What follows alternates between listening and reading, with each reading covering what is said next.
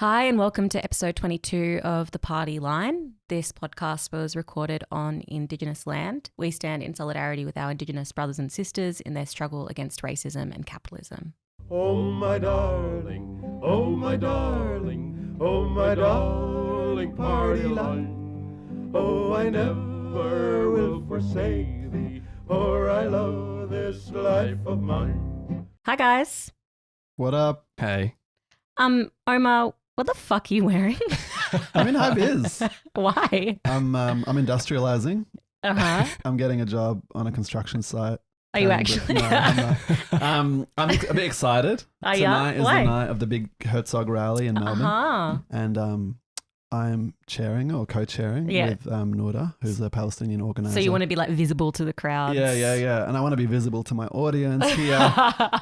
So partly it's that, but also like it's really like a black on black situation here with this background. Yeah. And I feel like it's unfair, you know, Mm-hmm. because, you know, like white people wearing white background, that's like good, right? And then dark is bad. Wait, white, back? No, white, bad. Bad. Nah, like in film, you know, like white characters with lots of light on their face, you know, that's the good guy. And then like the dark character that wears black. And I feel like I'm that in all our videos. So I'm trying to brighten things up a little on my side. But don't you think you're just like playing into sort of like that? You're reinforcing the stereotype that you've just, Why? because you're saying you have to be light. Oh, yeah, that's true. There's nothing wrong with dark. Yeah. I don't know. Anyway, it's change as good as a holiday. Well, we'll see how Omar's high-vis vest looks like on the video. Maybe people can say if it brings out your eyes or something like that. My glow. Yeah, it makes you glow. glow. I feel like our photographer friend Murray would be upset to see I this think, going it is on. atrocious. Thanks, guys. I like shave my head and my face just for this video. Oh, no, yeah, the shaved Yeah, looks yeah. good. The shaved looks good. Anyway. I have something important to tell you all, which is that I have like premonition powers. I Yeah, have the yeah. power of premonition Yeah, you foretold the future. because Yeah. the other week I was saying that Susan Ley, she's very bad at politics, and Yeah. it was obviously because she hasn't read The Art of War. Yeah. Although I couldn't remember the title Yeah, or the yeah. guy who wrote Yeah, it. yeah. But you guys helped fill in the details. Together, it was a collective Yeah, we effort. got there. But I think premonitions, they actually do often have a vague aspect to it. So I think that fits with the whole thing. Mm-hmm. And so I wanted to Like bring... your dreams. Remember your weird dreams? Yeah, my demon, my 3am night demon, shoulder problem. Anyways, I have a very sort of like spiritual sort of life. We'll But have to do a segment on why that's not real. yeah, we can do that in a couple of weeks. Okay, but the reason I bring this up is because Amy Ramakis pointed out that Andrew Hastie had on his desk in Parliament The Art of War. Yeah. He's been reading it. By who? By You had to look. Yeah, it's there. I can't believe you had to look. You just said it. Anyway, I think that's quite amazing. yeah. That's So- real political insight brought to you by the pod. Yeah, Yeah. exactly. We've broken quite a few stories. In this case, before it even happened. Yeah. That's true. Amazing. So Like and subscribe, like and subscribe, like and subscribe. if people want me to tell the future on anything else, just send me a DM and I'll see if I can tap into my third eye. What's going to happen tonight with Herzog in Sydney? We're going to have a massive fuck off Fucking protest. Massive. So we're recording on Monday. This protest will come out on Tuesday. Better be So massive. I'm going to do a premonition of like at least 50,000 people. You better be. Do you guys want to do a premonition? Sydney, if you don't achieve that, you have fucked up. Or, you know, the forces of society conspired against them to have it. I blame the people of You Sydney. know what? We're going to talk about the Herzog stuff in a little second, you know, about some of the repression that people are facing. But one thing I read is that the government is literally reducing the number of trains Yeah, going yeah. into the city. It's mental. Yeah. Like, It's pretty remember much how just they the got trams. upset because like a climate activist blocked the Harbour Bridge Yeah. for half an hour? They're literally canceling trains to Yeah, stop and they're people from telling going everyone in. to stay away from the Yeah. city. Yeah. This is a CBD of like 5 million. No, that's just like residents. There'd be more than 5.5 million people there probably at any one point. It's crazy. And they're just telling people to not be in the city. And then they complain when Palestine protesters Yeah, like shut occupy down the the city city, for yeah. like 2 hours because it hurts businesses or whatever. It's Like they're crazy. literally shutting down the city for like half the week. Yeah. They send an email to all public servants being like, don't come into work. Yeah. Incredible. And weren't they the ones that got rid of the work from home? yeah, this is allowances? the So there same we guy go. that was like, yes, the property council told me to bring everyone back to work. So I did. Yeah, but Israel is visiting, so Yeah. sacrifice everything for that. I have another good news story, which I wanted to show you guys before we get into the proper headlines and all the rest of it. So I came across this video on Twitter of a grown man. It's a good start to most stories. I get a lot of my little clips from Twitter, to be honest. X. And Sure. so this is a grown MAGA man gets his ass best by. MAGA. Haven't we talked about this? Yeah, I think we have. But yeah. go on. I actually can't hear the difference between what I'm saying and what you're saying. So anyways, this is a fucking loser racist getting beat up by children. It's awesome. Wow, I've never seen that. They're fucking getting him. They're just They punching him in the really head. are. But the thing about this MAGA guy is cool. he starts My God, by they're really young. yeah, because he starts by punching one of the young women. He started a fight with a kid, probably. So then it's like 15 kids just laying into him. That's fucking sick. So like Oh. power to the kids, I say. That's incredible. Because aren't they all the like MAGA people being like, fuck around and find out or whatever? Yeah. Like, incredible. Well, yeah. They fafoed the wrong They teenagers. That is so uplifting. Yeah. So I want everybody to take that energy into their week, which is MAGA Good. getting taken on by the kids. Yeah. Maybe we should do like a meditation session at the start of every app and just like play that and just like visualize the moment. Yeah. Imagine you're one of the kids. Yeah, Yeah. cool. All right. What else you got? Well, they were my news stories, and then I've left the real news. Actually, I don't know if you guys have any real news, but I've left the headlines to you guys. Okay. So what's the first one? The first one is Bunnings Tiny Homes. This is the solution to our housing crisis, and it's $45,000 tiny homes sold by Bunnings. Cool. So if you can't afford a house, get a shipping container. Yeah. Yeah. You still have to buy some land somewhere to put it on. Yeah. Yeah. What a farce. I just don't think people should be forced into To tiny- yeah, living exactly. arrangements. No. I mean, yeah, this is like we've seen this before. Yeah. I mean, what it actually is really is this is just like a way of people who own properties Yeah. and have a bit of excess land to Yeah. like add a room to their Yeah, yeah. house. So you don't have enough money to build, enough land to build a whole new house, but you've got a backyard. So you can Yeah. you Just know, set it up. So it's just like a cheaper reno. Yeah, I mean, like, But, like- all the states and territories are moving to, like, you don't need development applications to Yeah. subdivide or like make a granny flat and Yeah. whatever. And this is one of those ones where it actually started, like this whole thing about reducing the rules and regulations around it began with middle class Yeah. environmentalists Yeah, who were yeah. like, oh, humans take up too much space, so everyone should live in a tiny home. Oh yeah, I remember Yeah. that. That was a few years ago. So it was like, this Yeah. progressive sort of middle class layer who have Yeah. no understanding of I'm what sure life. heaps of them are living in tiny homes. Yeah, Yeah. because in reality what's happening is like they'll live in the exact same Yeah. house Yeah. and they'll rent out a shitty tiny little granny flat to someone who can't afford the house that they Exactly. live Yeah. I haven't seen any like nice Northcote houses being bulldozed and replaced with Yeah. tiny Yeah. house like condominiums. Yeah. When we see stacks of shipping containers in Northcote and Thornbury, Yeah, I'll then you'll believe consider it. Yeah. All right, what's next? Next we have private schools. Should Australian taxpayers subsidise high fee institutions? No. Yeah. So the AFR, this was in the AFR, the Financial Review. I couldn't believe it. But it was an op-ed, Yeah. and it was pointing out that like private schools have been increasing their fees way above inflation, and the reason they can get away with it is one, they cater to the elite who've been massively increasing their wealth over the last 20 years, and then the other point they make is baby boomers are subsidizing their grandkids' education, which is also a cohort. Not all baby boomers, of course, but disproportionately have benefited from the property expansion and asset expansion, generally like the stock market and everything. And so she says, so this is like the segment of society that's benefited the most out of anyone in the last 20 years. And the government still subsidizes them. So they can afford to pay $50,000 a year for private schools. And they don't just subsidise them, like we spend more money on private schools than we do for public schools. So her answer was no, which I found quite surprising for the AFR. I think it's he. Yeah. Richard. Was it a man? Richard Holden. Yeah, Richard Oh, okay. Holden. But that's good, There you like go. reverse sexism Yeah. that you got going on. I did think it was a woman, but that's all right. Yeah, so that was a good op-ed for This the is AFR. also at the same time, like I said, we wouldn't get into, I mean, we agreed, I didn't. You guys agreed that we wouldn't get into Instagram comments and stuff too much. I'm going to talk about this for a second. Is this a democracy or a Geordie dictatorship? This is a dictatorship right now. This is how Stalin started. But yeah, so Albanese did a tweet, like a little press conference announcement thingy about how he's fully funding public schools and whatever. Mm. Oh, yeah.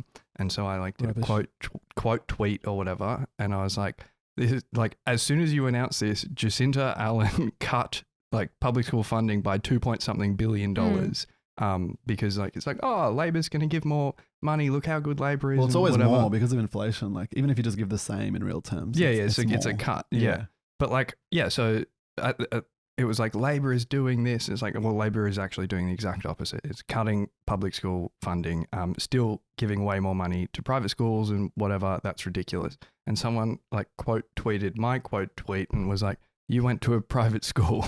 It's like, okay, that's fine then. Let's just cut all funding to public schools Yeah. because I went to a private school and think private schools should be abolished. I think know. it's good you're shedding your private school history by trying to destroy them. I think we should destroy them. Yeah. I know. It's such a weird thing. It's like if you're using an iPhone, then you can't be anti-capitalist. Yeah. Yeah. Like, It's fucking most kids don't ridiculous. have a choice over what school We they live go in to. a society. Yeah. Yeah. Most kids just don't control that, you know. Yeah, sorry, dad I didn't forced have me a to private school choice in in year the 12. school my parents sent me to. Exactly. Yeah. It's like, fuck off. Like, what can we do? Go back in time? Yeah. Oh, Jody, anyways. I can't believe you didn't object to that when you were 13 No, years you're old. so right. I actually did. I was like, I really like the school that I'm at. Please don't move me.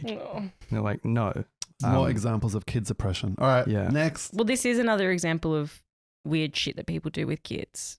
This one is about basically modern day eugenics that rich people engage in. Yeah. So, have a smarter baby. Australians choosing embryos for IQ, height, and hair color. So these Jesus. are American companies, and I don't know how they do it exactly, but maybe you literally ship the embryos to America, and they do like a test. I don't know if that's how they do it. Well, you can't do it in Australia. You can't do this testing in Australia. Right. So I think it costs like $45,000. I'm pretty sure the article says. Mm. So yeah, they scan your embryos and they tell you which ones is more likely to lead to outcomes. You know, so they have got some data which shows that X gene combinations lead to whatever IQ and whatever.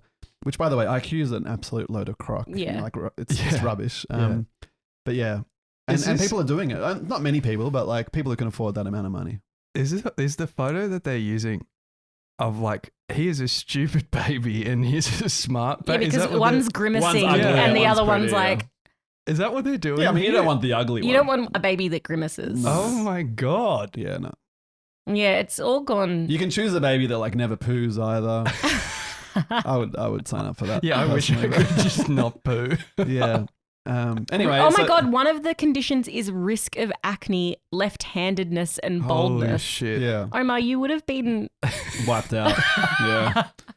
Imagine what a tragedy for the world. But seriously, so this is the kind of like brave new world Yeah. we're Yeah. moving in, and they do it in America. I'm pretty sure they do it in America because there's no rules about anything in America like this. Mhm. And the rich there just live in an absolute parallel universe to the rest of us. Is it Oh my Nucleus that they've. Anyways, Nucleus, are they the ones that do the medical testing as well? Like people pay to like have medical companies. Possibly. Yeah. I Yeah, it's very imagine. lucrative stuff. Yeah. It's called pickyourbaby.com. That's crazy. Have your best baby. Okay, Jesus. this is too much for me. Yeah. That's Um, dystopian. let's move on to Australian They're politics. literally creating like epsilons and alphas and all that from Brave New World. Anyway, That's, you guys have never read Lost that? on me. I actually No, haven't read it. I was. haven't. Anyways, Oh I my haven't read God. it. You guys got to get more cultured. I'm reading the Regeneration trilogy. That's That's good, cultured. yeah. Yeah. Siegfried Sassoon. What's his name? Wilfred Owen. Yeah. Beautiful poetry. Okay, so Taylor Force's plan spill this week as Hume Savage's lay. The fucking Liberals and Nationals are in crisis. I know, like Albanese's a pack of shit, but like his comparison with maths was actually very apt. Mm. Yeah. Like this yeah. story just goes on and on and on. So They're back together, They're back though. together now. Presumably because they like the Nats realized just how insignificant they were. Yeah, all the national polls. Yeah. What are they saying? Like They just 2%. 3%. The Nationals, one of the figures was on the radio this morning, and Sarah Sally. What's the name of the woman on? Anyway, the main host, she asked him, like, don't you think, like, you guys are only polling at 3%, like, and One Nation's on 27%. Like, does that concern you? And the guy was like, no, we only run in like 20 seats, so whatever. Wow. Very my God. convincing. Inside there must be so panicked. Yeah.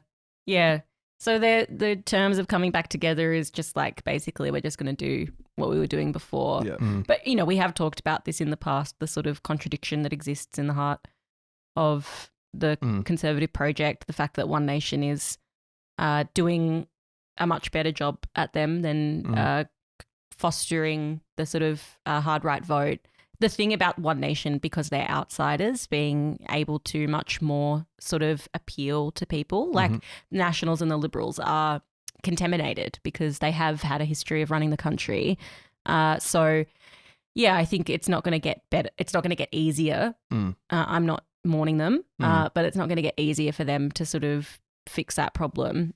And I think if I was in the Labor Party right now, I'd be like licking my lips and being very happy with the whole situation that's playing out. Because, anyway, things could go a million different ways, but the closer you get to the federal election, the more you would feel that the Labor Party support would harden up and expand because of people's real fear of someone like, Pauline Hanson. I mean, she's in the wrong house, but at the moment, but someone like a One Nation sort of person having the One Nation Party having a much bigger profile inside Parliament. And the thing is, like, they're having an impact on the politics. Like, the Liberals are going to be coming out hard against immigration. Like, they've delayed their policy announcement, and maybe they'll delay it again now if Angus Taylor is going to start fighting for leadership this week. But like, they're going to come out in a seriously aggressive way.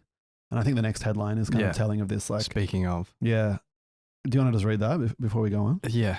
Omar sent this in the group chat and was just like, this is literal fascist propaganda by news.com. And it was immigration crisis triggers rate hike shock. Yeah, so immigrants are to blame for interest rate rises set by the Federal bank. Reserve Bank. Like, seriously. Jesus Christ. So, I mean, this is like a mainstream institution, News Corp. Like, they are far right, but they're also mainstream. It's the contradiction of things. So this is what the Liberals' line will be as well. And so the whole of the right is just politicizing further to the right. So even if like it benefits Labor in the short term, politically for migrant communities, for the left, things are getting more tense and intense. And at some point Labor will lose an election. They're not going to govern forever. And so if One Nation becomes like the dominant force on the right of politics, and they're leading a coalition government, what does that look like for Indigenous people, for migrants, for workers, etc. Yeah, it's just like, it's so disappointing. And like the Reserve Bank stuff, like the cash rate and whatever, it's been so depoliticized to be like, oh, it's just, something that these independent people do. It has, any decision that they make negatively affects working class people. And it's because of, the profits made by these massive companies and smaller ones too. And yeah, like it, that's going to impact working class people with mortgages and whatever, because banks are making too much profit. And so, this is the only thing that we can do. And then, I read that the Greens were like, the government should intervene. They have a legislative ability to do so and whatever. And then Labor was like, no, this is an independent, blah, blah, blah, blah. The government does intervene into the Reserve Bank. Like, there was a story by the former governor of the Reserve Bank who was like, Hockey said to delay an interest rate cut until like just before the election or whatever. They already do this. Like, we're just talking about nothing really. It's all just quite stupid. It depoliticized, and I hate it. Well, yeah, and it's like the thing about interest rate rises is that they are actually very impactful on ordinary people's lives, because so many people, Australia is a country that has really pushed home ownership as an essential part of your life. Renting is hard, etc. So there are lots and lots of people who have mortgages that qualify as like mortgage stress. Mhm. The repayments are already, more than 40 or 30% of their income. Mhm. And then every time there's an interest rate rise, Mhm. it means that their repayments become bigger. A lot more. And it will only affect working class people who live in the houses that they own, because the property investors both pass on the rate hike to their renters, but also negatively gear that. Yeah. So they don't have to ever pay that. And then eventually they can just sell it off without ever having repaid the mortgage themselves, like someone else is repaying it, and then get a massive tax discount on that sale. With the capital gains. So it's an extremely unfair situation that impacts working class people far more.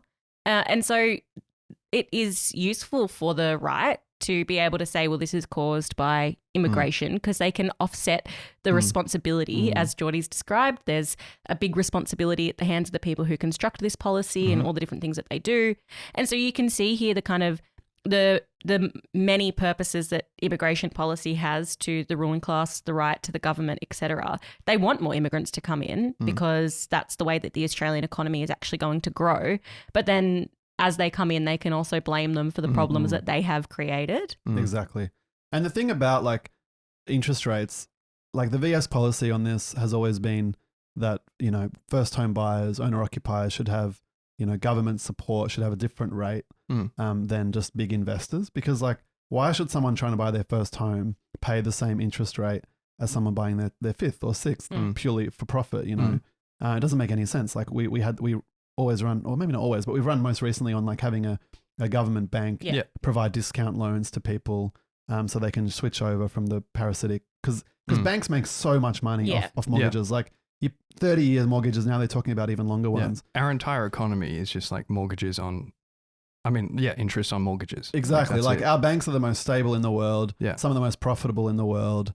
And like the Commonwealth Bank, I think, is the most valued company on our stock exchange, or is most of the time like that. Makes sense. And that's because it's got the most mortgages, and they're very, very secure, and you're basically a slave to the bank for like your whole life. So it would be like a really meaningful intervention for the government to offer. You know, I mean, it's still a capitalist measure. It's only a short reform, but like just to offer cost price loans, because the government can get debt at a way lower cost than an individual, right? Yeah. So the government could just pass that on directly to working class people for their first home or for their only home. Exactly. And it would also control inflation if you have a state-owned bank or a national bank or whatever, because you can decide how new money is formed. You can be like, no, we're not giving new money to fucking investment properties. Like that's just not going to happen. That would reduce inflation. Yeah, like, on housing. That's right. Exactly. Yeah. So yeah, like a national bank, a nationalized banking system would solve a lot of problems. Yeah. But yeah, that'll just be one thing that we need.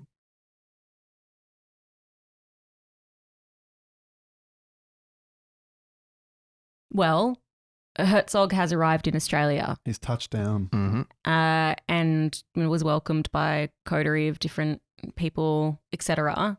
But there's going to be a much better political response to his touching down this evening. So we're recording on Monday, which is nationwide protests planned against Herzog.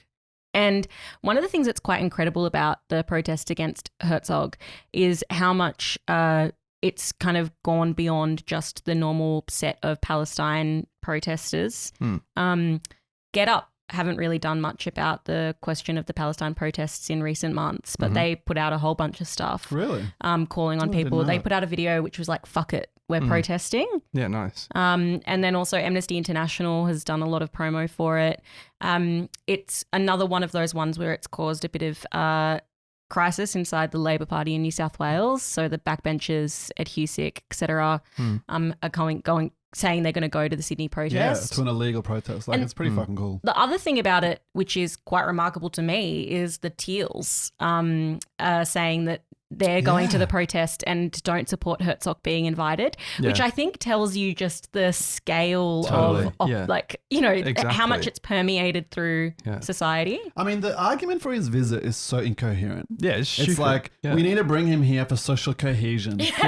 And then it's like, oh, wait, there's going to be tens of thousands of people protesting, and like every mainstream institution to the left of the Labor Party is calling for his visit to be cancelled. And, you know, it's like, this is going to be an absolute disaster for the Labor Party. Yeah, totally. And a big shot in the arm for our movement. But it's totally incoherent. They just keep imploring us to think of the context. They keep saying, Penny Wong, think of the context, think of the context. Yeah. So the context is more than 70,000 people murdered in Gaza. Yeah, totally. And yes, we are sad about Bondi. It's terrible what happened there. But what's happened in Gaza is like that times 50,000, So it's like, let's be real about this situation. You are politicizing this. You are drawing this together and people are not going to stand for it. And I think they're going to be really, really shocked by the turnout tonight. Yeah. And that quote that you're talking about, that was asked on ABC Radio. The presenter was like, do you support the right of Australians who wish to protest against the visit of Israeli President Isaac Herzog to Australia? Do you support their right to demonstrate? And her answer was, what I ask people to recall is the context and circumstances of this visit. Like, we know what the fucking context is. Yeah. Yeah, absolutely. Even the Nationals today, because they were being interviewed, and they were talking about how the free speech legislation, they opposed it. And then she said, well, given you're such passionate advocates of free speech, do you support the right of people to protest against Isaac Herzog tonight? And the guy was like, no, not that kind of free speech, just the fascist kind. Racist ones. I want to pull you up on the fucking, saying it's a good thing that Ed and the other Labor guy are. Like, these are people that vote for the laws that ban our protests and like the hate speech laws and stuff. They're like, no. And then they'll go on press conferences and be like, I'll come to the rally to this illegal thing that I voted to be illegal. Like, fuck off. I think I'm sitting in the middle, so I'm going to try and merge the two positions that have been presented. There's a centrism. Never trust a centrist. But I think Geordie's right, fuck these people. And you can understand a lot of it in the context of a bunch of these Labor people sit in seats that have overwhelming majority Muslim, or not overwhelming, but a big chunk of them, Muslim people who historically have voted for the Labor Party. And so they need to sort of genuflect to that. But then on Omar's point, I think it is the thing of what we are trying to do as the movement for Palestine is cause a political crisis that is unignorable. And so when you have a situation where these fuckers who do support the Labor Party, who have been, doing all the things that Geordie described, when you have them feeling like they have to come out, it is a reflection of the fact that you have successfully created a political crisis. Totally. It's like in Minneapolis when Target comes up and says, we need to de-escalate the situation. Obviously we don't have any illusions in the CEO of Target, for, whatever. But it's just a sign that you're winning, that you're causing trouble for these people. They're having to kind of, position themselves. And I think some of these Labor MPs, given the situation, it's literally illegal to march in Sydney right now. And that's a decision made by the Labor government and the police. I think at this moment, the broadest possible front that says Herzog is a criminal, should be arrested, we have the right to march, is absolutely necessary and the test is, are you prepared to speak out in public? And these people have around this. They haven't actually spoken out that much before. The only other time was the Harbour Bridge March. And so I think in this moment, it's good. And I think we need that kind of support because we there's going to be a clash tonight in Sydney. There's going to be a clash of force. And my hope is that our numbers are so overwhelming that we're going to just win the right to march. Because that's happened before. When I was in Sydney, actually, no, I wasn't. I can't remember now. Anyway, during COVID, they tried to ban the BLM march. And they legalized it half an hour before the march because they knew basically tens of thousands of people were coming. And the police officer actually on one of the interviews said, the police commissioner, we're concerned that town hall won't fit the number of people who are coming, which I think is hopeful. I think the hopeful situation is that the fucking thing floods out onto is it George Street that's opposite Town Hall and just occupies the whole of the city? Because in that situation, they will not be able to stop it. Yeah. I mean, right now, our comrade Josh Lees is in court. Well, maybe it would be useful if we could talk about what actually is the clash in Sydney. What are the cops doing? Why is Josh in court? What are the different, people might have seen the map of Sydney where it's there's a whole big red bit and then there's like a Chunk. funny little like circular rectangle, Hyde Park, which is Yeah. Hyde Park, and they said you can protest in there, Yeah. you can go in the park, Yeah. but the rest of the Sydney CBD is like a Just no-go red. zone. I saw a tweet which was like Israel's now claiming land in Australia. Yeah. But like, so what actually is what's the sitch? What are the cops doing? What's the government done? So basically, since Bondi, the government rushed through legislation giving the police the power to ban protests. I think for up to 6 months, or was it 3? I think it was like a month, and then you can extend it, Yeah, or they can- fortnightly, and you can extend Yeah, it. but there was. I think it was like a 6 month maybe cap or something. Right. So, well, that was in Melbourne. Okay. And that's been now deemed illegal. illegal. Oh, that and got lifted. whatever. Okay. But the one in Sydney is a different period of time, but like arbitrarily they can just They extend just it keep whenever they extending want. it. Okay, so that's the situation, right? So you can't protest anywhere in the thing. They did a carve out for Invasion Day, but then they've undone that carve out now. So there actually was a Palestine rally in Sydney Yeah. the week before Invasion Day. Thanks to the Invasion Day protests, they won that right because the government didn't feel like it could crack down on the Invasion Day thing, which is a testament to the strength of that movement. Now we're back to square one, where you have no right to march in Sydney through any of the main streets. The police are proposing they meet in one park and march to another park, which is not like the worst route ever. Like we have done that route. I spent years in Sydney, and that was a route that was done. But it's like we're at the point now where no one's backing down. This is just a clash, and we have to fight for our rights. So the situation is set up that the police want the rally to be moved, but they have no power to bar the rally from gathering somewhere. They only have the power to.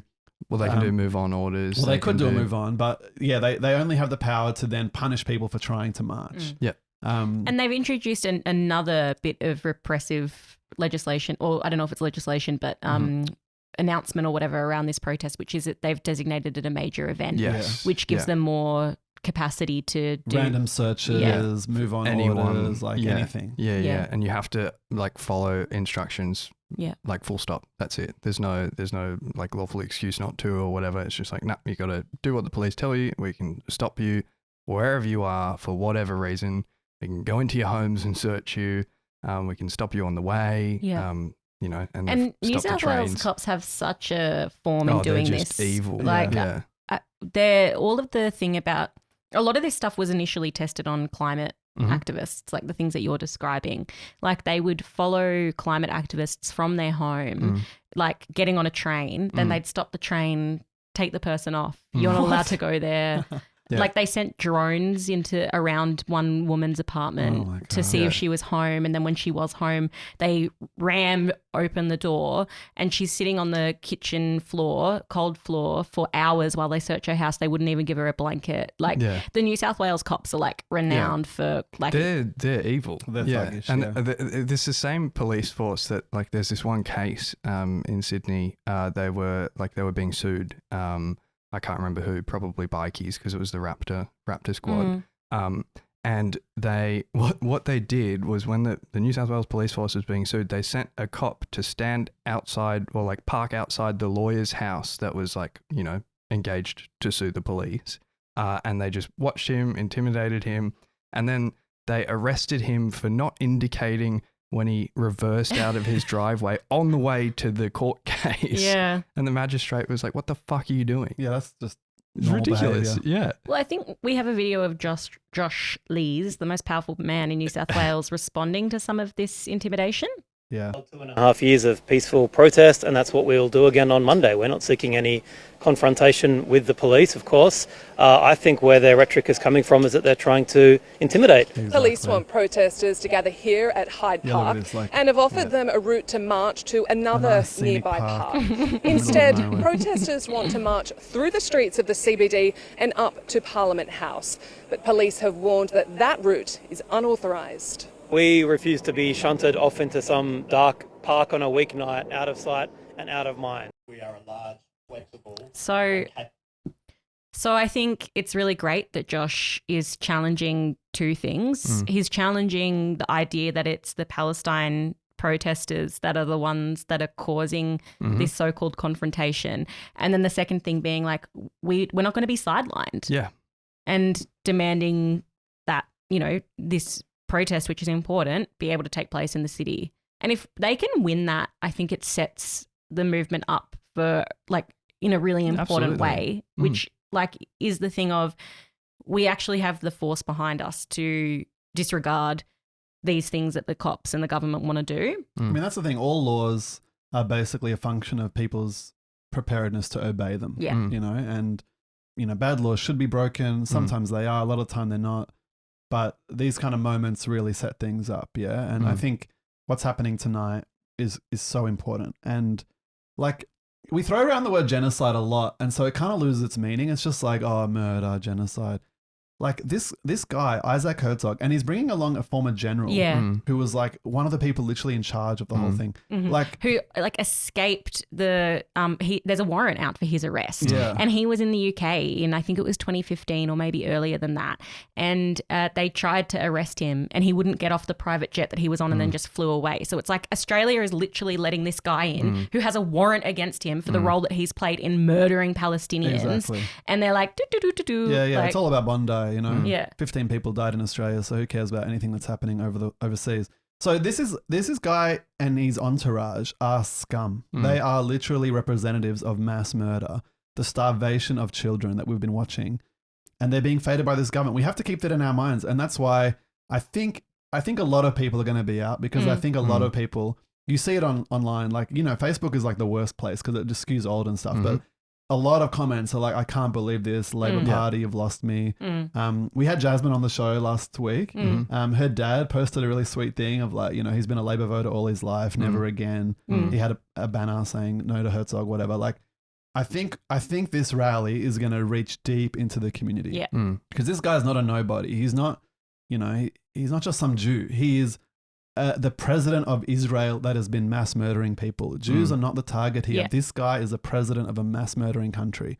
And the Labour Party's been trying to depoliticize it, like, oh, he's just the Governor General. And some of the media are saying he's apolitical. Have you guys seen that? Yeah, like because they're playing on the thing about in Israeli politics, the presidential position is a ceremonial position. The Governor General, which is bullshit anyways. Absolute rubbish. He was the leader of the Israeli Labour Party. Like, this is not an apolitical person. So they're trying to say he's apolitical, but then like the same reports, like it was Peter Harcher did a long interview. Oh my with God, him I was and, going to mention that. Yeah, like honestly, he literally says, I don't support the two-state solution. I defend everything the Netanyahu government does. So basically, yes, the Labour Party in Israel is a far-right organisation as well. Thank you. We knew that. So he's not apolitical at all. And no, I like ICJ literally cited his statements. And they're like, yes, this is how we're proving that there is an intention to commit genocide.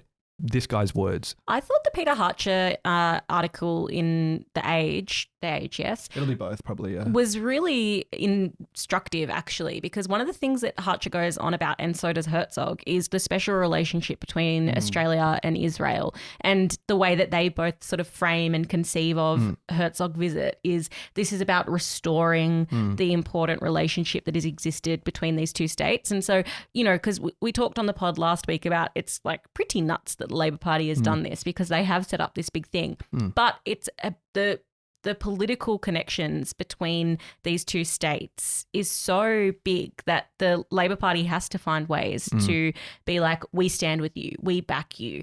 Netanyahu and Israel was really pissed off that Australia voted for supporting an eventual two-state solution, you know, whatever motion in the United Nations. That was the thing that the Israeli press referenced in the immediate aftermath of the Bondi shooting, all of the stuff that we've talked about this crazy media campaign around the Palestine movements and its so-called connection.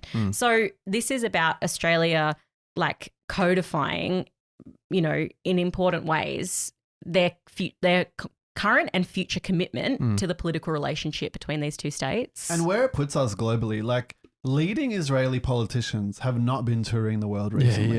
Netanyahu, you know, went to America.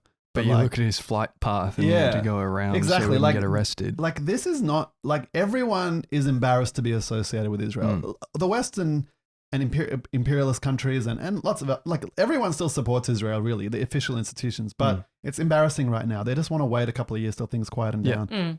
Whereas the Australian government said, you know what, like 3 months after this fuck it. ceasefire. We're prepared to tour a leading politician and cop the political flack for that. It tells you, the role of AUKUS, the role of Trump, the role of Western Empire and American Empire, and how Australia sees its role in all that. Like, it's so important. And I think it's also why it's so important that we actually do have the Socialist Party movement across Australia as well, because a lot of the protests that have been organised, there have been Socialist Party members that have been actually quite core to helping to build, promote, action, all of this. Yeah, you might have heard of a guy called Josh Lee. Yeah, exactly. Literally, the face of the Palestine movement is also a face of the Socialist Party of New South Wales, which just got registered, excitingly, officially. This morning. But also Omar, is chairing the rally tonight. Jasmine Duff has been really key to helping, make this into the media thing that it is. And then the sort of people who you might not know their names, you might not know their faces, but have been going out every single day, postering, leafleting. Calling people. Exactly. Doing all of the media videos, etc., Instagram videos. These are the sort of... I don't know if I can say foot soldiers, but the infrastructure. Yeah, the people who go out there every day to try and build this thing. These are Socialist Party members across Australia, obviously in collaboration with the Palestine, the Palestinian organisers and the Palestine movement, but it's important.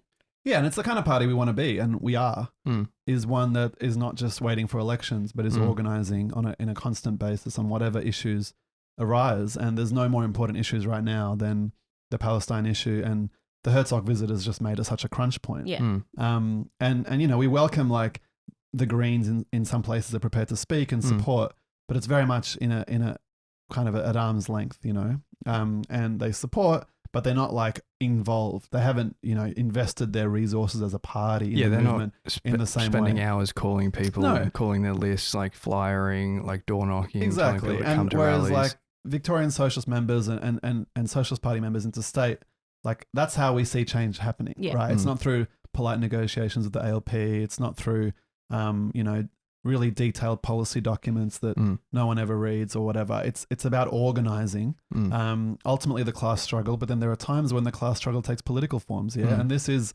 this movement is literally part of the class struggle. It's whether or not our government can support genocide, slaughter, mass murder overseas without paying a political cost. Yeah.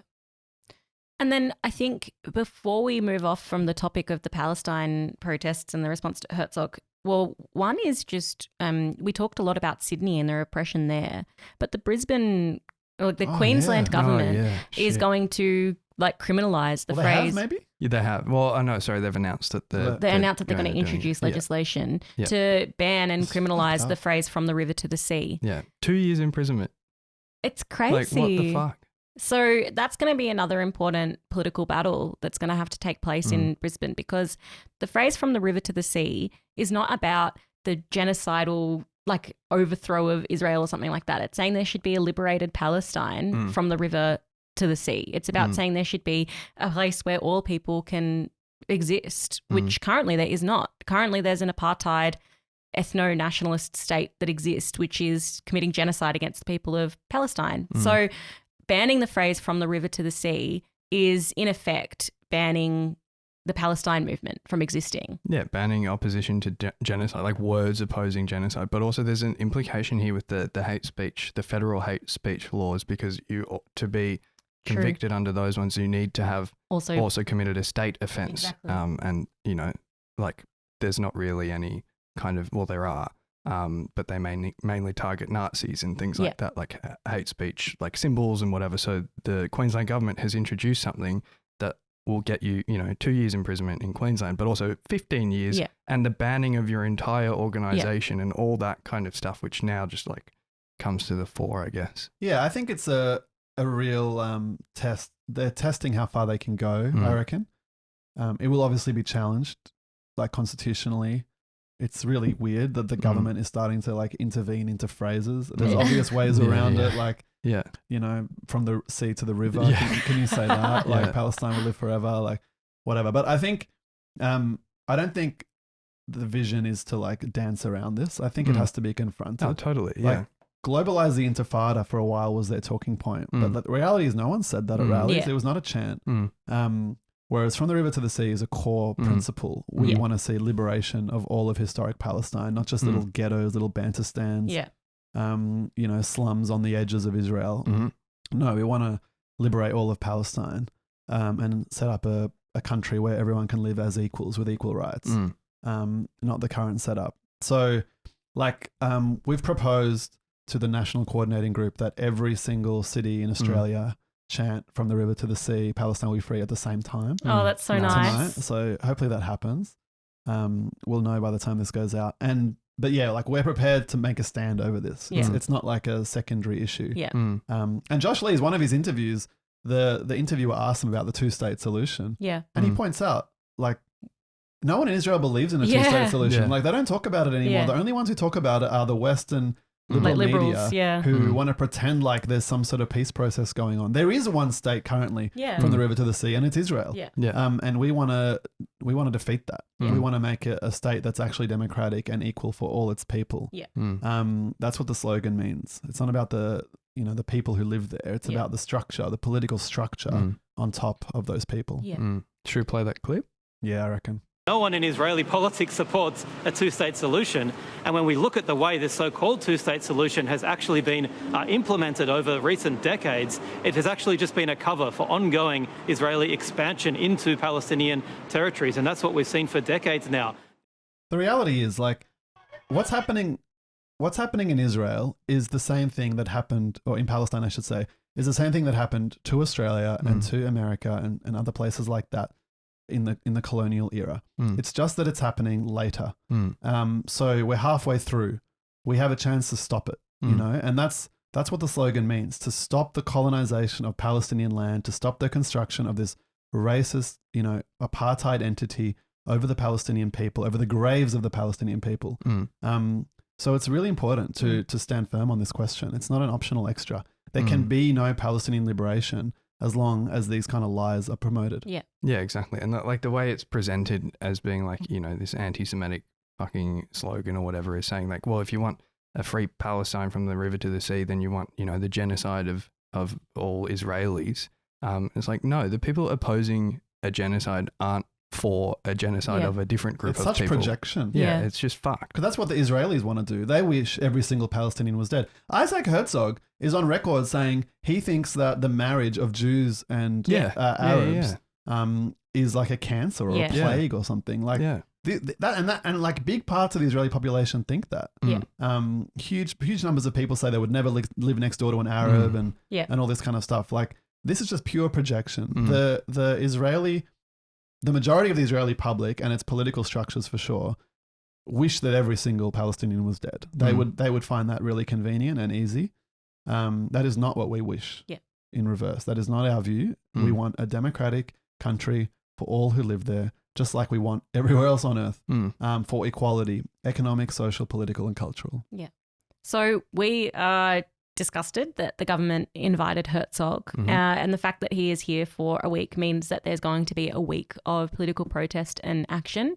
He will be in Sydney, in Canberra, and in Melbourne, which that's the places where he's been confirmed that his tour is going to go. And so I think that means during the week that there's just going to be snap actions, demonstrations, etc. planned. So people should stay tuned into Students for Palestine Oz and the Socialist Party Instagram pages, where there'll be notifications of different actions going on. It seems like there's going to be he's going to be in Melbourne on Thursday. So if you're a listener in Melbourne, you should look out for protests on that day. We need to make them regret that they did this, because there's going to be an even bigger pro-Palestine movement built out of this. And so we have to make these demos huge. Definitely. And also, I just want to say thank you for arranging your visit so that it falls on both of my days off work this week. Thanks, Isaac. Cheers. Riding out the party line. Our next segment is an interview with Clare Francis, who is a member of the Western Australian Socialists. They've just had their conference and they're going to take on the mining bosses in Western Australia. Yeah, I mean, the Labor Party there have been in government for ages, which is weird because when I was young, it was like a liberal heartland. But The way they've done that is by turning themselves basically into the Minerals Council of Australia. Totally. Yeah. So Roger Cook is the current one. And who was the one before him?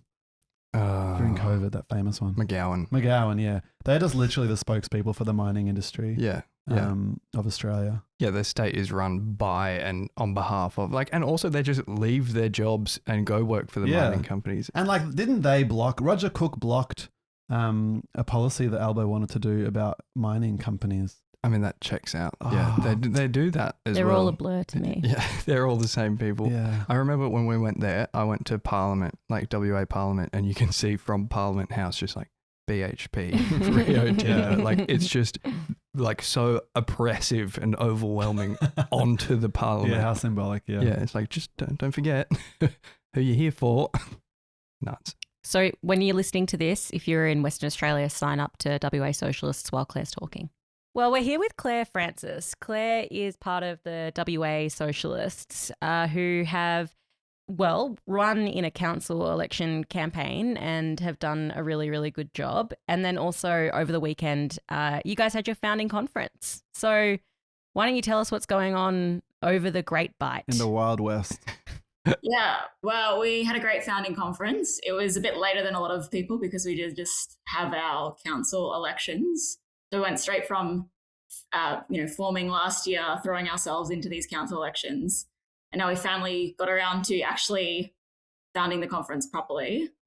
So you ran as a party before you even existed, technically. Yeah. The enthusiasm it was a steep learning curve. We learned a lot. Yeah. And in the council elections that you ran in, you went really, like, surprisingly well. I saw that the average vote was between like 10 and 15% for every single person who ran. Yeah, that's right. And in some areas we campaigned and did a lot of door knocking, a lot of talking to people. And then in others, we just kind of put the candidate statement out there and People liked it. Our residents. Yeah. So one of the areas that we got a really good vote in but hadn't done much campaigning was Coburn. And that's an area that's really directly impacted by AUKUS. So the city of Coburn's talking about how, they're going to be at the centre of AUKUS. They're getting, these huge defence precincts. Meanwhile, housing is through the roof and it's causing all sorts of environmental damage as well. So I think a socialist voice there was pretty popular despite us not really doing any ground campaigning. But yeah, also. I would have thought people don't like having a big target painted over their neighbourhood. Bomb here, please. Yeah. I mean, because the other dynamic about Western Australian politics is just how much it is dominated by the mining companies. Has that come up when you've been talking to people out there campaigning? Yeah, absolutely. The main thing I think is that people know WA is a very rich state. We have a home to the richest person in the country, Gina Reinhardt. So, people know that wealth is not flowing down to them despite all of the kind of propaganda of mining brings jobs. And that's really wonderful. For most people, it's just a sense of these companies dominate and that wealth is not flowing down to us. Yeah, I saw something the gas industry pays 3 cents tax for every $100 they export or make or something. These mining industries, their profit margins are so huge, and the amount they actually contribute to the public coffers are so disproportionately low compared to countries is it Finland or something, or Norway that has these massive funds that the government can use on whatever. In Australia, it's just no, dig it up, ship it out, put it in the bank, and give yourselves all bonuses. At inflated rates. Yeah. Yeah. So tell us a bit about the conference. What was it like? What are people planning on doing in the next couple of months? What are people's projects? It was really great, really good vibes, big mix of people. So people who've been around the social scene for a while, people who it was their first thing that they're getting involved in. So people, it's a lot of discussion, pretty broad discussion, I guess, about the importance of building a left today. I think people feel there's a mood for more socialist ideas. More people are identifying as anti-capitalist, and people mean by that is up for grabs, but there's real space for a socialist project. At the same time, though, we've got a lot to do, a lot to build. A lot of the institutions of the left have really declined over a number of years. So sort of trying to balance off a bit of a sense of, optimism and a sense of we can build something here, but also, my God, is it a big project? And we're up against a lot. In terms of the next little period, we don't have elections for a little while now. So I think our next elections are actually, we've got another round of council elections, but that's not for 2 years. So a lot of the involvement of WA Socialists is just building up our networks, throwing ourselves into whatever campaigns there are. I mean, at the time of recording, we've got big protests this evening against Isaac Herzog. So yeah, we want to keep having WA Socialists be a big presence in this street movement for Palestine. One of the real features of the party, like I've been to just the Melbourne conference, but I've heard reports from Sydney and other places, is like there's all these sort of long-term lefties who are getting involved in the party who bring this like really cool history of union activism or just like political activism. I know like someone in Sydney got involved was involved in like the BLF going right back to the 70s and 80s and has been a socialist trade unionist for ages and a filmmaker and all this stuff. Like, were there any kind of cool personalities or figures who kind of came to your movement, your conference? Oh, absolutely. Yeah. So there was someone who drove up from Margaret River who'd been involved in the left in the 70s. She was saying her first kind of moment of left-wing activism was joining the high school walkouts against the Vietnam War. Wow. And there had endless stories about rebelling in the 70s, being at environmental like movement stuff with gym cans, and I think there was a story about throwing, I want to say stink bombs at the university against a racist who was touring around, being involved in Palestine campaigning in the 70s when it was much more of a marginal kind of issue for people. And this was actually, she sort of moved away from being involved in left-wing organising in the early 80s. So Margaret River, there's a bit of an activist scene there. They actually do have a little Palestine group that's been cool. They've been doing walks almost every single week there, every Wednesday. So she's been involved in that. There's a lot of climate organising there. It's kind of a tourist, it's been turned into a tourist town. So that has been, pretty environmentally destructive, and also has really rapidly forced house prices up as there's been more Airbnb. So she's been involved in local organising, but this was kind of her first foray back into far left socialist organising. It was pretty cool because she still spoke the same language, I guess, as us, knew all the stuff about and had some content to because I talk all the time about, the trade unions have declined. We've got to build that back up. It's got to be on the basis of militancy. I mean, she's someone who's actually seen that. So was involved in supporting the BLF campaigns around safety in Sydney. Back in the day. When I was, Geordie and I went to Fremantle for the WA Socialists launch, and it was really cool because there was just such a mixture of different people, like people who'd been involved in the CFMEU or a long-term socialist called Gemmo, who was actually involved in a basically union takeover of a town in Tasmania. Hell yeah. But then also a little bit of a new generation of young angry people who had not really been involved in socialist politics before. So someone who worked on offshore rigging or something like that, who just you read about it back in the day of self-taught working intellectuals or whatever. This guy had been reading Dostoevsky and knew everything about the the Balkans and the protest movements in whatever. And we had a big debate about the Spanish Civil War. Yeah. But it's it is the thing about building these electoral forces across the country, building the socialist movement across the country. You can bring together the old union radical left traditions that did exist in Australia, and then a newer generation of young people who are going to have to become much like that for us to build anything decent going forward. Totally. And I guess that's the project of the Socialist Party now. I think there's only Tasmania and the Northern Territory to go. Yeah. All the other kind of states and territories have had their conferences. They've been really well attended. More than 1,000 people have been involved with it. So get involved in your local state branch because we're just getting going. And bringing together youthful energy with experience and knowledge from the history is what it's all about. Yeah. Yeah. And also speaking of the bringing together that old radical unionism and whatever, I'm wearing a VS Socialist Workers Caucus shirt, and I heard that there was a WA version of that that was, I guess, confirmed at the conference or something like that. That's exciting to hear. Yeah, absolutely. Yeah. And it was really cool hearing from a variety of people who had been involved in union work as well. Like we've got a lot of healthcare workers that have been involved in, trying to organize from the ground up in a union that's really, really right wing, and is only just allowing delegate structures. Oh, wow. Incredible. But also, a range of people who've been involved in, so Gemma was there, who's a long-time union militant, but also younger people and organizing in areas that, have not really been that well organized. So there was a younger woman who spoke about building up her workplace from being the only person in the union to 70% coverage among the retail staff, and then building up among I think it's optometrists as well, who are in a different union. So yeah, I think that's the kind of organizing that we want to do. Sometimes we talk about rank and file, militant unionism, but I think like trying to give a bit of a life to like, what does that actually mean in terms of what we're doing, and the fact that it is possible, and it, especially when there are more socialists kind of giving a lead to that kind of organizing. Totally. Well, thanks so much for giving us a bit of an insight into what's going on in the West. And we wish you luck with your future endeavours. Thanks for having me on the pod. Good luck in the state election. I'm watching all the noms come in. Yeah. Right. See ya. Thanks, comrades. Bye. Riding out the party line.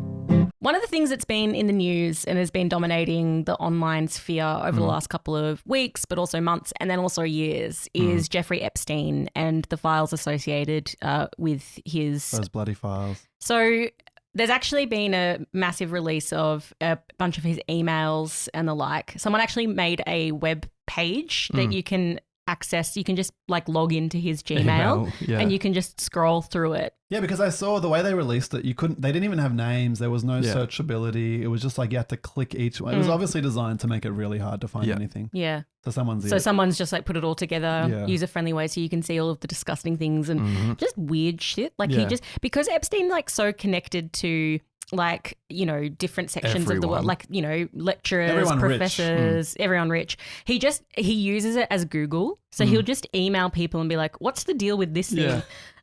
Spelling errors and everything. And as it's well. like every email is like overladen with racism and sexism. Like, it's just like he emails, I think it's one of the emails to Chomsky, and he's like asking about like, are black people just more stupid? Like, and has all of these theories about genetics and all of the rest of it. So it's just like all of the stuff that's been released is just like further confirmation of how disgusting this guy is. Yeah, one of the Age articles about it was like, we used to think this was all conspiracy theories, but it's all true. It's all true, yeah.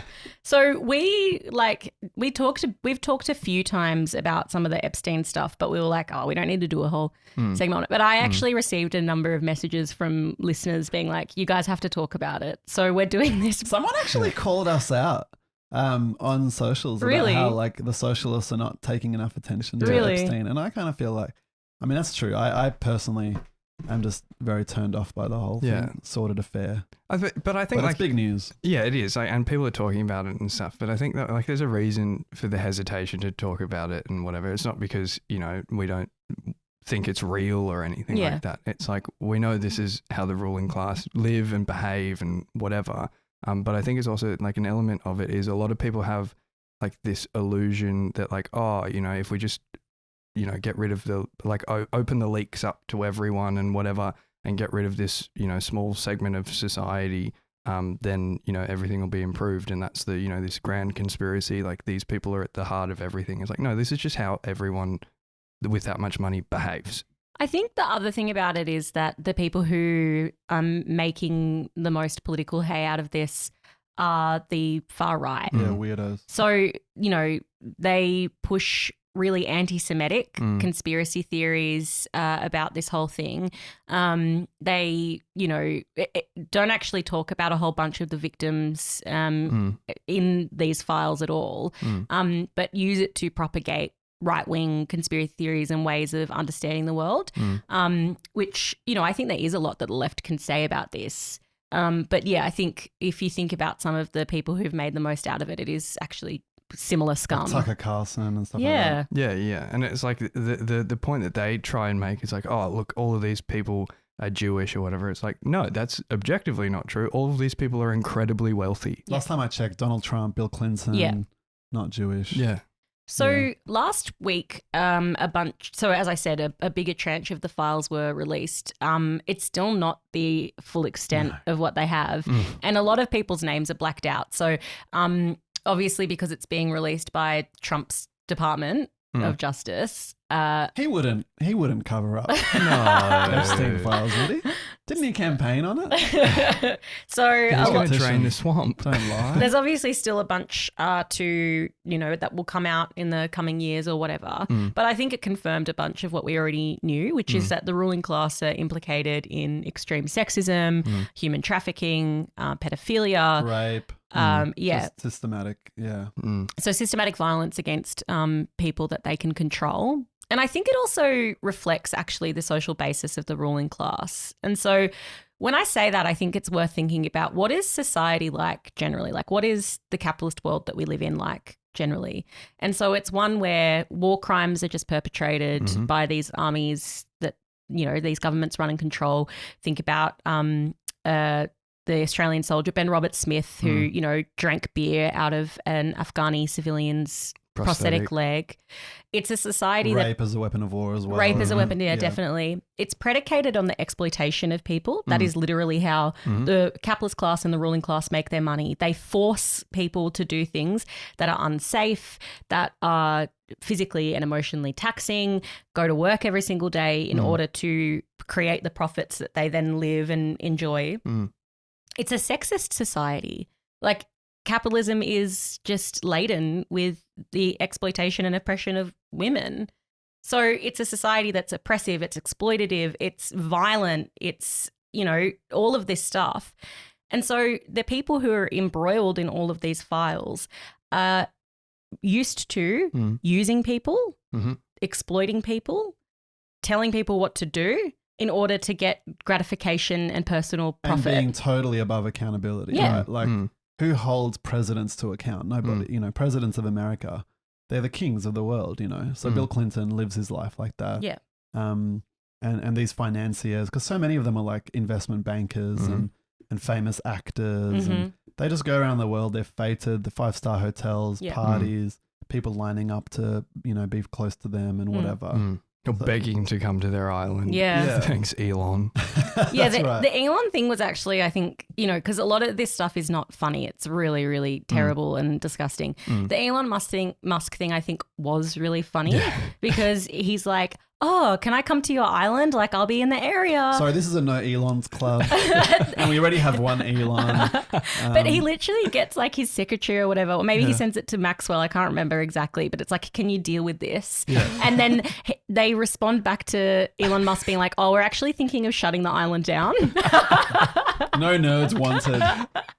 And then Musk is trying to defend himself on his social media platform. Yeah. And he's like, oh, if I wanted to be a pedophile, I could do it without Epstein and I would also be building rockets at the same time. It's like, this is not great, a good defense. And that's what you do, you monster. Yeah, it's just fucked up. Yeah, they're actually such psychopaths. But I agree with you. Like, I think, like, one of the issues, going back to what Jordy said before, it's like, the whole thing's so personalized. It's like this Jewish guy, this Jewish network, like it's so, there's like the far right, that's how they talk. Yeah. And then, but even just the normal mainstream coverage of it, it's just like, oh, it's Epstein and a few mates. And it's just, it's whereas like we like to think of the world in more structural terms. Yeah. And so these kind of stories can be a bit like, this is just a distraction or whatever. But I think you're right. I think it reveals a lot about how the world works. And I guess, the fact that so many people are tuning in means that there is a space for us to point out, like, why do these people act this way? It's not like their individual personality. It's the same reason why, like, pretty much every king in history, behaves in debauched ways. Like when you have totally unchecked power over people, well, your psychology melds into that. And you start to behave like the monster that you are. Totally. And like, I think we were wrong in saying that we don't want to talk. Well, I mean, not that we don't want to talk about it because like whatever. But I think we were wrong in not talking about it because it does say something and it's important to get an analysis out there that is structural and socialist rather than fucking racist. Yeah. And I think that, like, on the point about just the way that it's sort of personified, and it's also like painted in terms of just like these people have disgusting sexual proclivities, which they obviously do. But I think the other part of the story, so one is, these people exist like this in their, their lives in the first place. Their whole social status is based on doing all of these things. But also it's just the way they do business.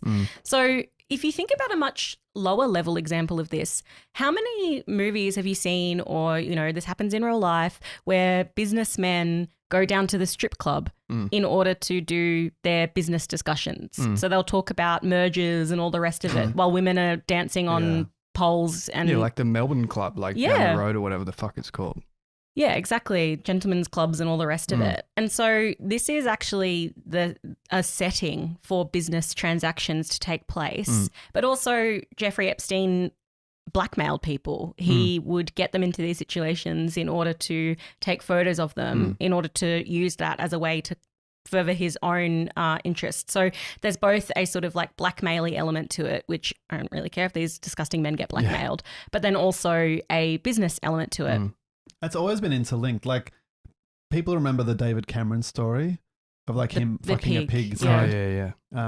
Which I think came out just before the Black Mirror episode. That's crazy. I think it was unrelated, but somehow they knew about the stories. But yeah, this was just like a hazing ritual that happens in one of the colleges. I think it was Eton or something like that. Maybe it was the university. But anyway, like, these kind of hazing rituals are important because what it means is like everyone's got shit on each other, and so no one can leave the club. Like, we're all in it together. If anyone reveals this, we're all fucked. So it kind of binds the ruling class together. And I think that's definitely like a documented part of how they operate. You see it in like colleges, elite colleges all around the world. There's like hazing rituals and secret societies and stuff. And it's all about brutalizing people. Like, one of the other things that was famously revealed with the David Cameron stuff is like, you have to go to a homeless person and burn $100 bill in front of their face. Just to show like fuck they're you. dust and we're the rich and fuck you. And I think there was a Guardian article which I thought was useful and instructive, talking about the way that the Epstein Files shows you how power is concentrated outside of the elected and, they're not really accountable under capitalism, but, people who should be accountable. There's this whole world of power profits that exists in the dark that no ordinary person could ever know about, impact, etc. And so I'm going to read out a bit from the article because I thought it was useful. She says the files are an unflattering glimpse into the real ways that wealth is accumulated and power is brokered. Epstein, a private individual accountable to no one, was engaged in a near constant stream of back-channel interventions in political business spheres. So, she talks about how he advised Ehud Barak on how to make money. He was working with an Indian businessman to get a meeting with Jared Kushner. He was working with high-ranking Kremlin officials.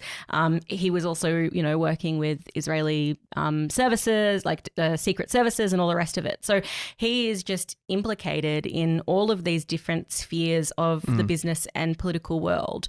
And he's doing it via his island where he's also torturing young women. Like, it's perverse. Yeah, this is what happens at Mar-a-Lago. Yep. You could imagine Gina Reinhardt would have these like these networks in Australia. This is just capitalism. These people, they're an elite club and we're not in it, you know. And they're just so accustomed to being elite that their behavior just gets more and more debauched. And obviously America is like the heart of it because the rich there are just like, their wealth is unimaginable. I mean, we have a couple of people like Gina Reinhardt, but they have like huge gaggles of them. And plus they have Hollywood and ours go there anyway. Yeah. Pardon? Ours go there. And exactly. So they're like the mecca of like wealth and that attract the scum from around the world. So they're in literally a league above us and they're used to it and they treat people like it. So yeah, in that sense, it's revealing. But I think like the thing you mentioned about sexism, I find really like the women's oppression part of it's like the most irrelevant to the mainstream coverage of it. No like, one talked about that. Yeah, it's just sort of like it's like shameful that these men have been captured associated with Epstein and these young women, but there's no stories being told like what would it be like to be a young woman trafficked? What kind of society is it where like these old men even are attracted to like 15-year-old young women, girls, whatever you want to call them, like because that's the thing. All of the beauty industry, all of film, everything on television, like all the women actors have to be totally anorexic looking, and their forms are always like small and weak and helpless and shaved and clean, and you know, like basically the ideal is to be a 15-year-old girl. Yeah. And so then these rich fucks think, well, why go for a 25-year-old woman pretending to be 15, you know? Just go for it. When I can just buy a 15-year-old. Exactly, like, from Russia or Brazil Yeah. or whatever. Like, it's fucked up. Because I think, you know, this gets to the thing about one of the ways that the far right use this issue to further their own aims. They actually don't talk about women at all in this. So they talk about children and pedophilia, which is obviously a big aspect of this. But I think actually a lot of it was young women, sort of 15 upwards, who they're not children, they're young women, and they are being totally exploited and raped and trafficked by these men. But it's not like as it's not as good for the far right to talk about the issue of the women who are in this, because they actually support all of the sexism that is predicated against women. That means that it seems okay to, you know, like basically rape a 17-year-old girl, like a 17-year-old woman. Like, yeah, I think that story is really something that isn't talked about, because then you'd have to confront the sexist society that we actually exist in.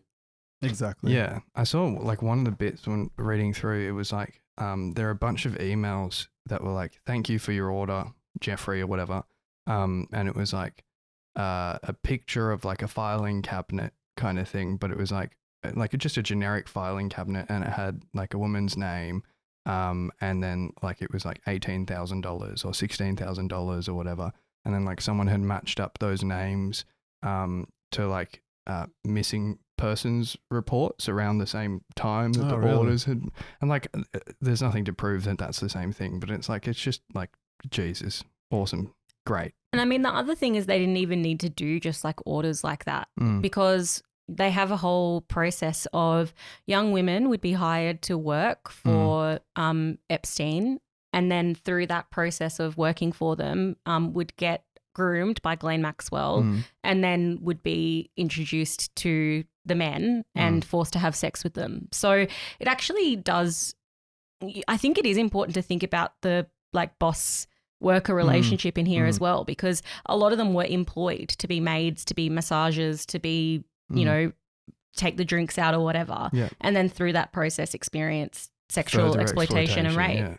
Yeah, you can imagine being a young woman on this island surrounded by all these like disgusting globally men, famous, wealthy men, and the extraordinary pressure to just I think do what they say. Yeah. So I think like in terms of thinking about some of the people and some of the different areas of society, like ruling class society that implicated in some of this, it's like worth thinking about some of the different figures. And so I picked out 3 figures that I think encapsulate a few different things. So one being Lord Mendelson from the UK, who has just been Tony Blair's best bud. Exactly. The other one being Bill Clinton, and then the third being Ehud Barak, who was the former Israeli PM. And I chose those 3 because it's like, okay, so let's go through them one by one, actually.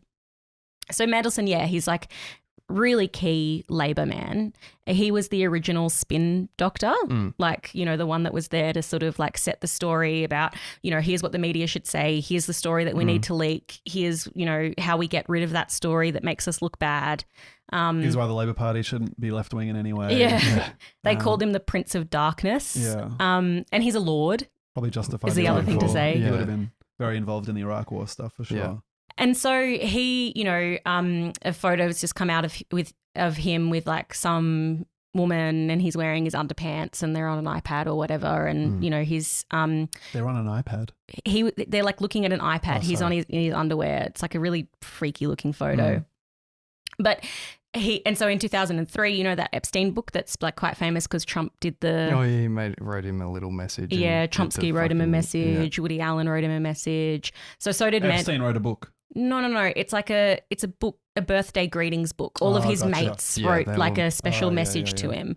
And so Mendelson says that they're best pals. In 2008, he said that he thought the world of Epstein and also encouraged him to fight for early release from his original sentence that he got in the 2000s. Was that for the 14-year-old girl? Yeah. So, you should get early release for that one. Yeah, totally reasonable. So these guys are good best pals, according to Mendelson. And so then it's like there's all of the disgusting stuff that presumably they did together. But then there's also the stuff about, Mendelson was key in the Labor governments. He was part of making political decisions in the UK. Epstein emailed him and was like, there's this tax that you're about to put on bankers' bonuses in 2009, so just after the global financial crisis. And Epstein's like, what about if we just make the tax on the cash portion instead of the bonuses that the bankers get? So directly intervening to mean that the rich can just keep their money. Bonuses in shares, not in cash. Yeah. So what a fucking monster. And then there's a whole bunch of different other things that they did together. But it's so that's a really clear example of using those personal relationships in order to politically intervene into government policy in order to benefit the ruling class. Yeah, and also how implicated the Labor Party is with capital. Yeah. Because, if you go back 100 years, the Labor Party was always pro-capitalist, but it was a much more a party of working class people, trade unionists and so on. Whereas now it's just it's just so not implicated, so embedded in the networks of financiers and stuff. They all go work for various banks and lobby groups and stuff. So yeah, these kind of figures just represent that, And Tony Blair was New Labour was all about that. They wanted to break the ties with the union. I think they couldn't quite get that through, but they tried. No, they did. They changed their voting laws, which is how Jeremy Corbyn almost got elected to be the prime minister. They they were this anti-union. We want to modernize. We want to be like Thatcherism, but in the Labor Party. And Lord Mendelson was totally part of that. So, yeah, that's just sort of the modern Labor Party. And it'd be very similar in Australia with other capitalist figures. They just have so much impact on what gets done. Yeah. Also, if you were a banker or whatever, and this random unnamed guy that you don't know about is intervening on behalf of your your bonus so that you make even more money, and then you found out about it, that's kind of ties you together anyway, because this random dude has financially intervened so that I'm better off, this ruling class solidarity thing. Yeah. I probably, if it was me being the banker, I probably wouldn't fucking write him a birthday message or whatever. But I can understand the people who did. Disgusting. Yeah, because they're not worried about being held to account. Exactly. Yeah. So then the next figure, Bill Clinton. I think Bill Clinton's important in a similar way that Mendelson is in terms of what Omar was describing about Labor, and they're actually this right-wing institution connected with capital. Bill Clinton's obviously from the Democratic side of politics. We've got no illusions that they're actually of the left or left wing, but they do have obviously ties and connections with, they represent liberalism in America. And the whole discussion of the Epstein Files has been about Trump, rightly, because Trump and Epstein were buddies and pals. But I think Epstein was much more interconnected into the New York City Democratic Party scene. So he had these townhouses in New York. He was part of the New York elite. And to me, it's sort of similar to the thing about how Harvey Weinstein was found to be this disgusting rapist, sexist man. He was also part of the Democratic elite side of politics. And so it tells you something about the politics of the Democrats and of liberalism, where, they present in a certain way philanthropism, however you say that word. That's exactly right. And all the rest of it. But actually, it's this is politics that, again, is steeped in sexism, abuse, oppression, exploitation. The Democrats are the party of war in America. Yeah, and urban centers. So all the urban capitalists pretty much in every major city are aligned with the Democratic Party. They run every city. So these are the kind of people who are just totally at home, and Wall Street is always it's in New York. New York's always been run by Democrats. So yeah, I think there was this complacency on the Democratic side, oh, this is just a Trump story. And we're going to kind of screw him. But as it's turned out, like the whole liberal establishment has been incorporated, and the right says, "Haha, got you." But like we didn't ever had any illusions of liberal elite, you know, like and I think that's where sort of Chomsky comes in, because despite calling himself an anarchist or whatever, the guy is very much just a sort of liberal, and he's totally implicated in this scene. In, you know, has close relations with all sorts of very moderate liberal kind of establishment figures and so on. So, and Epstein's just part of that. Like his wife put out a statement, or partner put out a statement, just Chomsky's partner, just like yesterday, basically saying they just went to heaps of dinner parties and stuff, and they didn't know. But it's like, yeah, but why are you going to dinner parties with like investment bankers from New York? Like this is not a scene that everyday people are part of. So I think it is much more about the general establishment than it is like a liberal or conservative thing. Because clearly Epstein had relations on both sides, you know, Steve Bannon. Yeah. I mean, even Steve Bannon and Chomsky in the same place together. Like photos of them together. Yeah. So exactly. this is a very kind of nepotistic kind of elite cabal. Totally. And it's not just like you were invited to dinners and you went to those dinners and whatever. It's like the man was writing to you about his racist conspiracy theories about, like, you know, are brown people stupider or whatever. And you felt obligated to respond and like say no and whatever. Yeah. Like, no. Yeah. So then the last figure I feel like sort of reflective of, you know, this whole network of rich and powerful people is Ehud Barak, who was the former Prime Minister of Israel. They had a long and close relationship, going to dinners and parties, etc., together. Including after the conviction. Yeah, exactly, in 2008, I believe. He and his wife went to Epstein's private island. But it's like, their relationship is much more than just that. It's international politics and business deals. So Barak made founded some company with drones and phone. It's like about phone reception and all the, exactly. And they conspired, you know, they were working together to try and get the biggest business deal on that. How could he make the most money out of it? And that, like, all of that, like a lot of their communications is back and forth about this. And so again, it's like, you know, related to international politics, imperialism, business making. And using insider influence, like, because there's the general stuff, but then obviously individuals make things happen. It's not just like the forces of the world conspire. So, you know, the world has people like this throughout history that have played this opportunistic linking role of, you know, getting seed capital for X investment, for linking up, you know, some rich Saudi with some, you know, good idea in America or something, you know, like, so these kind of people, they play that role. They're the middlemen. They take a cut. They also get a benefit just by being in the room, you know, it's totally. Like that social prestige. You invite all these famous people to your island, you collect their photos, you show them to other guests, like, oh, you know, Bill Clinton slept on that bed, you know, like, isn't that cool, kind of thing. It's like what, you know, restaurants have on their front door. It's like kind of social capital. And it gets used for all sorts of purposes. And it actually impresses these people. Like, clearly a lot of wealthy people thought Epstein was an important person. And in some ways he was an important person. And none of them thought, hold on, this guy's a bit dodgy. And even after they went to his island and saw these like children, they all just kept going with it. And I think that's another important point, that this was an open secret for over 2 decades in American and international politics. Everyone knew Epstein was a freak in the same way that everybody knows that Trump has this history of rampant sexism. Totally.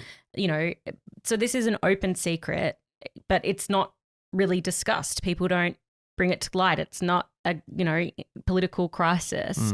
Then all of these documents come out, and, you know, because of some of the online campaigning and also the sort of bravery of a bunch of the women who were trafficked, who have written memoirs, made accusations, you know, now, you know, you see some of the impact. So Prince Andrew, whatever the fuck, has his titles taken away from him. Just token, absolutely token. Totally, yeah. I mean, like, the Keir Starmer government might fall, but it's like, how is that, you know, actually any justice for the people who were trafficked by Epstein and Maxwell and whatever. So it's an open secret that the ruling class know about. probably like it because they get to go to big parties and take heaps of drugs and, you know, exploit women and all the rest of it. But I think altogether it's an argument that this system is vile. This system is predicated on oppression. This system is sexism is just a constant feature of the world that we live in. And so the only way to stop shit like this from happening is we just have to fucking get rid of them all. We have to get rid of these vile creatures who run the world according to their own interests and use people in order to, you know, boost themselves up. So you just got to get rid of the whole fucking system. Yeah, they're monsters. They're literally monsters. Like, there's a great Marx quote that somebody posted. I think Ash Sarkar quoted it on their podcast, like predicting this. Like, I think he said that like the financial aristocracy are like the feudal aristocracy with the same like debauched kind of interests, because they do nothing, they contribute nothing to society. They just live off the blood of others and the work of others. So they just invent ever new, more depraved ways of like pleasure, because that's their whole life. Like, you know, that's why we have restaurants that serve like food with gold flakes in it, and, you know, stuff like that. It's because these people have nothing to spend their money on. Like, what can you do when you're when you're a billionaire, when you're like living your whole life in Wall Street? Like, so they just invent more and more depraved ways of enjoying themselves. And this is sort of one of the culminations of that. Yeah, totally. Fuck these people. We should be disgusted by them. Riding out the party line. So if you watch this podcast on YouTube, you'll have noticed that we often have a book that we display. I hope you've noticed it. Yeah. We think long and hard about those books. Yeah, we really do. We actually do. And sometimes, like Omar asked me today, is it just a book about how disgusting capitalists are? And I was like, I think it's just in all of the books that we read. It's a theme. Not specifically. But because we were talking about Epstein and sexism and all the rest of it, we actually wanted to do a bit of like a reading list that people could, come to the bookshop at 83 Sydney Road, grab a copy of a book, and like, you know, if you're angry about what's going on in the world, there's a lot to read to sort of get you prepared to argue with the fuckhead in your life and all the rest of it. And also, like, for men who are listening, I think it's really important that men actually read about women's oppression and seek to understand it, because I think the first step to being a socialist is actually being empathetic, and you should empathise with the oppression that 50% of the population actually face. So we've got a few books. Start from the bottom, I reckon. Start from the bottom? Yeah. Okay. Well, the first one is called Girl on Girl by Sophie Gilbert. Sophie Gilbert is a writer. She's like a staff writer for The Atlantic. Her stuff is actually it's actually really good. She's a really good writer. This book is about like sort of like modern pop culture and the way that, you know, she sort of goes from, it's like riot girl to girl power. So initially it's like there's this celebration of female, black boots and all that kind of thing. Yeah, and then it goes to the Spice Girls and Britney Spears. And the sort of, I think one of the things that goes through it is the way that women are infantilized, and that is also a basis for their sexual oppression. So it's really, really good.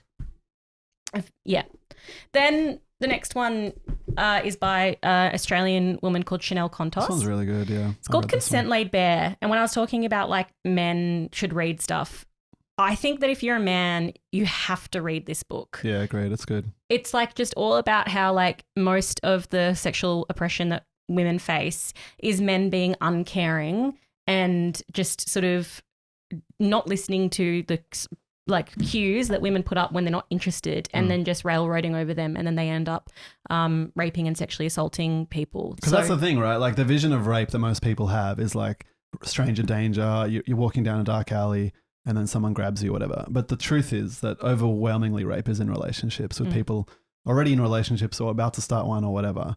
And so she talks about how that is. And, you know, most men don't know that they've raped someone or sexually assaulted someone because they haven't even noticed that the thing they've been doing is not what the woman wanted, or, you know, whatever.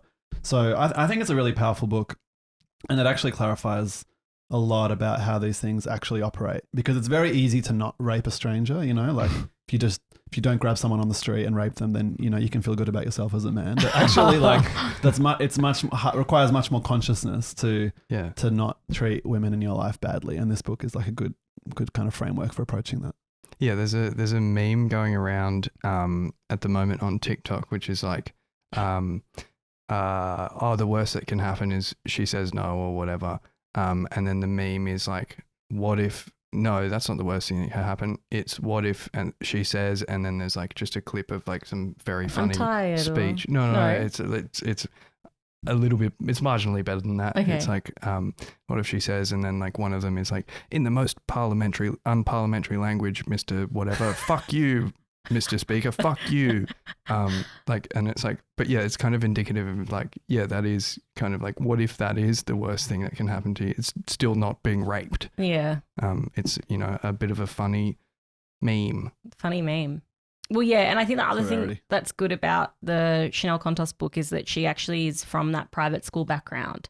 So I feel like, you know, you can... It comes across. Yeah. Like just the disgustingness of the ruling, like these young men who are being primed for a lifetime of ruling over other people. So I can't remember if I said it for the podcast people, for YouTube people can see it, but it's Consent Laid Bare by Chanel Contos. Yeah. Omar, I thought you were being derogatory when you were like, it comes across that she's from that background. No, it's like, and like, because a lot of the men in her life are like awaken. That makes way more sense. Yeah. So the next one is called Pixel Flesh by Ellen Atlanta. And this book is about the beauty industry and the way that it just fucks over women. So, and in the Instagram world, sort of. Yeah. So she started off as like a beauty, like beauty social media manager, and they did this like, anyways, I can't really remember the story. It's been a while since I read it. But anyways, through the process of working in that industry, she's like, holy fuck, what am I doing to people? She sees all of her beautiful friends saving up money to get facelifts and, you know, breast injections and, you know, all the rest of it. And so she goes around talking to young women about their experience of social media and beauty and the way that it's made them feel just terrible about themselves. You must read a lot of books, because I remember when you were reading this, it wasn't that long ago and you were talking about it. You're like, oh, it's been a while since I read this. It's like, that was like end of last year, I reckon, or like late last year. You've got to read the books. I mean, these are all relatively recent. It's been like an interesting kind of resurgence of... Well, this one's less recent. So this one's called Sex, Class and Socialism by Lindsay German, who is a British socialist. And it's a really good look into the way that capitalism needs women's oppression, the need for working class struggle to fight back against sexism, and how a socialist society could actually overcome women's oppression. Yeah, so the most recent three books we mentioned are sort of descriptions of different aspects of women's oppression. This book's more like a theoretical framework for understanding it and how to overthrow it. It's a bit dated and it's from Britain, but like the basic ideas that it presents are like really good. And there's nothing really comparable of book length. There's a bunch of stuff in the Marxist Left Review as well, which I would plug, which is more Australia focused and a bit more contemporary. But if people want to look up Louise O'Shea, Marxist Left Review, you'll come across a really good article. There's quite a few. There's like a theme you can click on, and there's like, it's probably some of our best publishing. But this book's a really good, you know, overall framework. It kind of starts with the early days of capitalism, the rise of the nuclear family, more recent debates of the second wave movement. It's a really good framework. So then our last book is called Rebel Women, which is edited by Sandra Bloodworth and Tom O'Lincoln, both incredible parts of the Australian socialist movement. Tom O'Lincoln passed away a couple of years ago, but has written some incredible stuff. And Sandra writes really amazing stuff about not just women's oppression, a whole bunch of other stuff, but especially that question. And this is about the history resistance, because we can't just have the whole episode be about how fucked things are. Actually, women fight the fuck back all the time.